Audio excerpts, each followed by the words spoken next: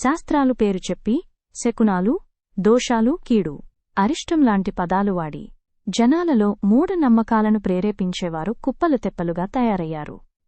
జనాలను సాధ్యమైనంత ఎక్కువగా భయపెట్టి నివారణ పేరుతో వారిచేత రకరకాల పూజ పద్ధతులు చేయించి వారినుంచి డబ్బులు తీసుకుని ఉపాధి పొందుతున్నారు.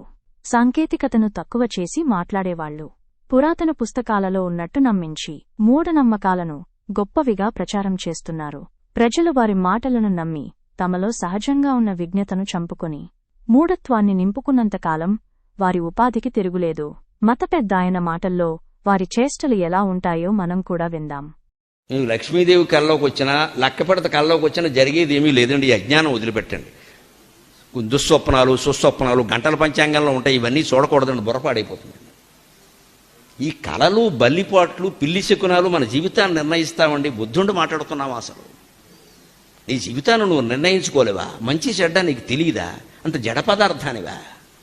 నీకు వచ్చిన కళ, నీకు ఎదురైన మనిషి, పొద్దున్నే ఎవడో తుమ్మిన తుమ్ము, వాడెవడో దగ్గిన దగ్గు నీ జీవితాన్ని నిర్ణయిస్తాయా? అసలు విన్నెముకుందా మనకి? ఎక్కడ శాస్త్రాల్లో లేవండి. తర్వాత పుట్టుకొచ్చేయండి ఇవన్నీ వ్యాపారాల కోసం. ఇప్పుడు వాటితో కోట్ల వ్యాపారం జరుగుతుంది. కోట్లే. చేతిలో గీతలను బట్టి చెప్పేస్తాడు ప్రతివాడు జాతకం. ఇక్కడ గుర్తులను బట్టి పిల్లలు ఉంటారట. ఈ గుర్తులను బట్టే ఇంకోటి గట్టిగా గెలుకుంటే ఇంకోటి పుడతాడు. ఇప్పుడు 60 ఏళ్ళకి మొత్తం చెప్పేస్తారండి. ఇలాగా గుప్పిట్లో జాతకం. ఏం బుర్ర లేదా? చెప్పేవాడు చెబుతాడమ్మా, వాడికి డబ్బులు కావాలి, మనం పిచ్చి వదవలం కావాలి, మనకి బుర్ర లేదా?